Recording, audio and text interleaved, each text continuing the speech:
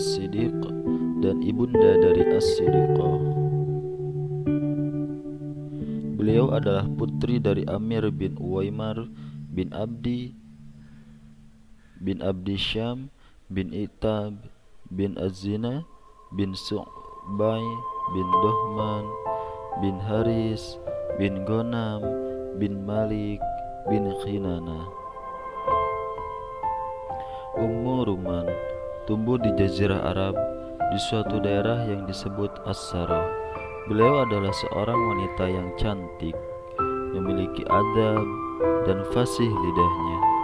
Pada mulanya, beliau dinikahi oleh seorang pemuda yang terpandang pada kaumnya, yang bernama Al-Harith bin Syakhirah Al-Azdi. Kemudian melahirkan seorang anak yang bernama Tufail.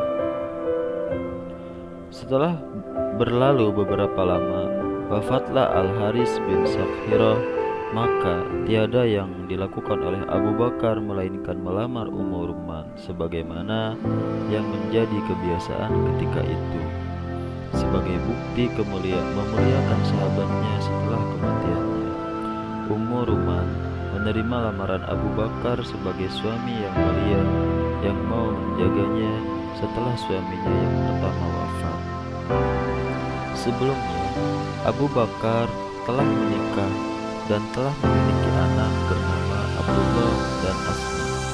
Kemudian pernikahannya dengan Ummu Ruman melahirkan dua orang anak yang bernama Abdurrahman dan Aisyah.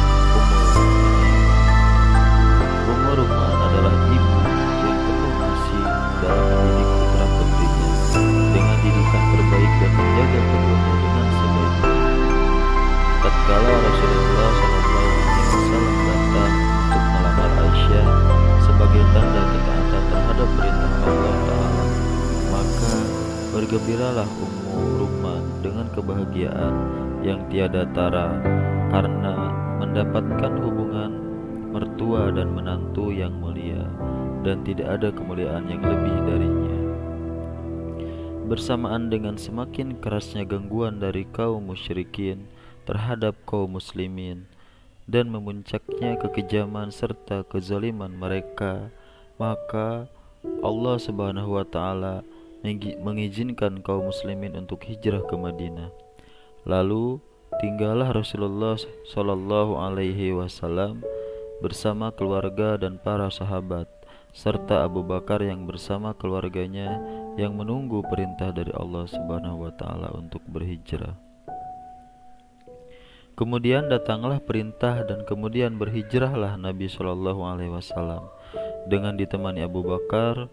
Setelah itu, yang masih tinggal di Mekah diantaranya adalah Ummu Ruman yang memikul tanggung jawab yang besar dengan menanggung kesombongan orang-orang jahiliyah yang juga mengancam dan menakut-nakuti dirinya.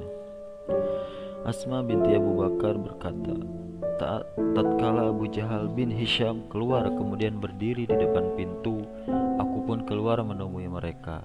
Mereka berkata, "Di manakah bapakmu, wahai anak Abu Bakar?" Aku, Asma, menjawab, "Aku tidak tahu keberadaan ayahku." Maka Abu Jahal yang dikenal bengis dan kejam mengangkat tangannya, kemudian menampar pipiku hingga jatuhlah anting-antingku. Ketika Rasulullah Shallallahu Alaihi Wasallam dan sahabatnya sampai dan menetap di Madinah, beliau mengutus Zaid bin Haritha bersama Abu Rafi' dan Abu Bakar mengutus Abdullah bin Uraikah untuk menjemput keluarganya. Kebetulan mereka berpapasan dengan Talhah yang hendak berhijrah. Akhirnya mereka bersama-sama hijrah ke Madinah. Mereka bertemu dengan Rasulullah SAW dan juga orang-orang yang beriman di Madinah. Kesedihan Ummu Ruman atas putrinya hari-hari berputar hingga terjadilah suatu peristiwa yang di luar perhitungan, yaitu tatkala Aisyah Ummul Mukminin As-Siddiqah binti As-Siddiq dituduh dengan tuduhan dusta.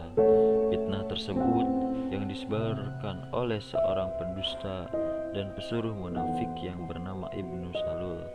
Kemudian tersebar dari mulut ke mulut hingga Ummu Rumman mendengar dusta yang mereka katakan dan berita yang tersebar tersebut.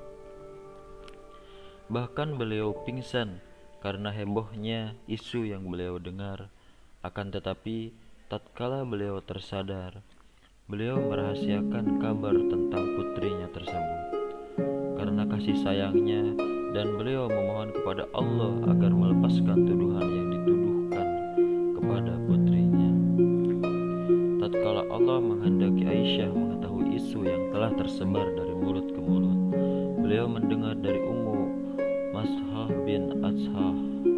Beliau langsung kembali ke rumah ayahnya untuk mengadukan dan menangis serta menyalahkan ibunya karena menyembunyikan urusan itu. Berkatalah Ummu Rumman, sedangkan di pipinya menetes air mata, "Wahai putriku, ringankanlah urusan ini bagimu. Demi Allah, tiada seorang wanita pun yang bersuamikan seseorang yang mencintainya sedangkan dia memiliki madu, melainkan pastilah akan banyak cobaan dari manusia." Maka Allah menjawab suara hati dari seorang mukminah dan siddiqah tersebut, hingga turunlah ayat yang membebaskan as-siddiqah Ummul Mukminin dari tuduhan dusta. Ayat yang senantiasa dibaca dan bernilai ibadah bagi siapa saja yang membacanya hingga hari kiamat.